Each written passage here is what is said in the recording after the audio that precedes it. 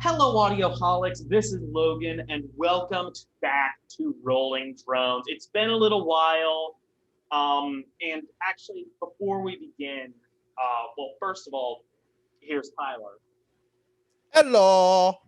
and then before we begin, we should do a little bit of an update. So it's been a little while since we've done one of these videos, and as a result of that, we've changed some of the rules. We've second guessed some of the rules. So you might have noticed there are no albums that are unrateable. We basically decided that with those albums, we should not look at them objectively because objectively, I think they are unrateable, or we might think they are unrateable.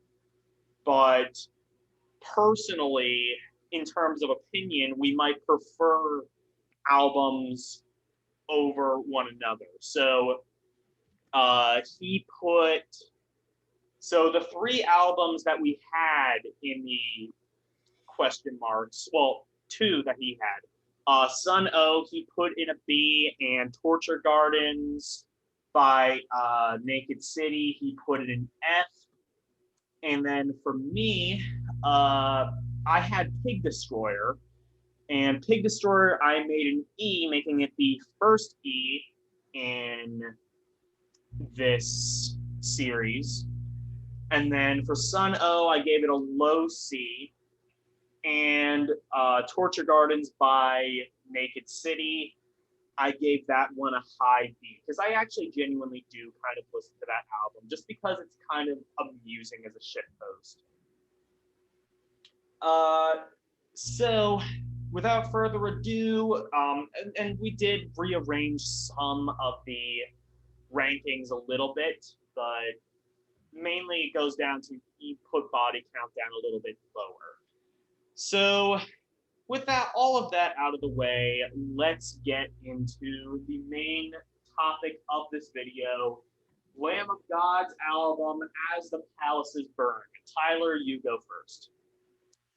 All right, so first I want to just talk about a little bit of my history with Lamb of God. So I was introduced to Lamb of God through their next album, Ashes of the Wake, and I have been pretty much a consistent fan of the band since then.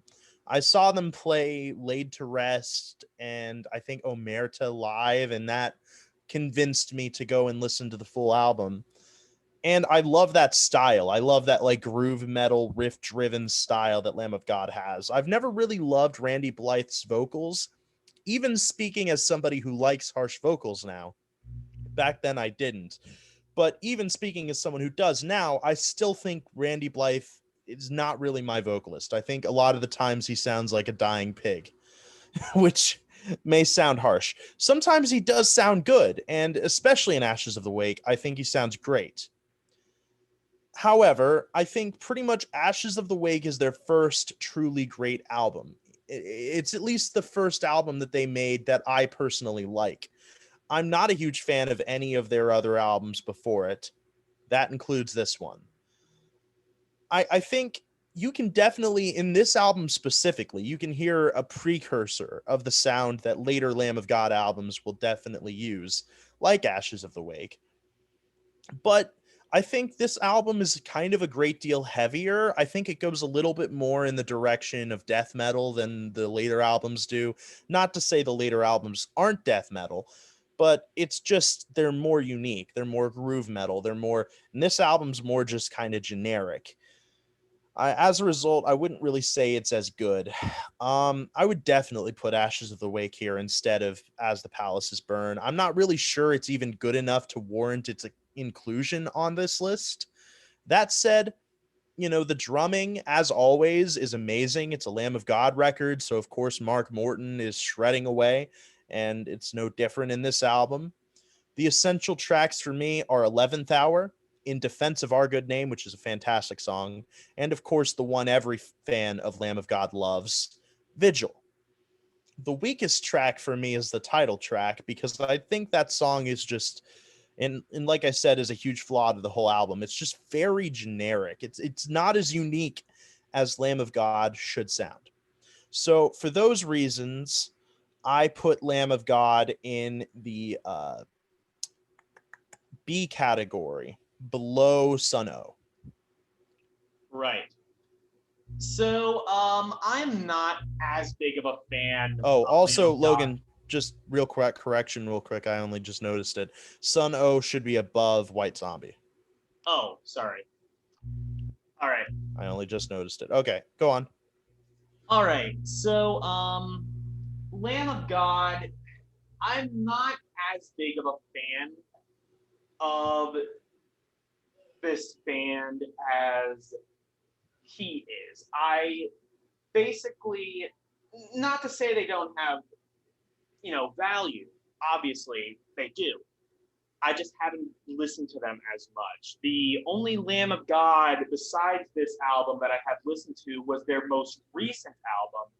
I actually did an Audioholics Unite on that album with him, and if you watched that video, both of us think very highly of that album. It's supposedly quite a bit of a departure from their style. At least lyrically. Here, though, I think that it is a good album, but I agree with Tyler in saying this is not their best work. As a result, I am going to be giving this one a C between Man of War and Images and Words by Dream Theater. So there are definitely some good songs, but nothing that really makes me just want to get into the band. And Lamb of God is a band that I probably could like if I got more into them. But as it stands, I'm not a diehard fan of the group, and things like the vocals are something that kind of turn me away from it. That being said, it's really hard to honestly find a weak song. I think there are songs that are good. There are songs that are okay. I don't think there's really anything that's weak. So, essential tracks, In Defense of Our Good Name, and For Your Malice, and I'm realizing I didn't do a third one. And the weakest track I would say is Ruin. So that's really all I have to say. Anything else to add? Nope, I'm all good. All right, guys, thank you so much for watching. No, I hate you. You don't deserve my I hate all of you. No, thank you so much for watching, and I hope you guys tune in tomorrow when we cover Transylvanian Hunger by Dark Throne, which is an album that you will learn I'm not a fan of.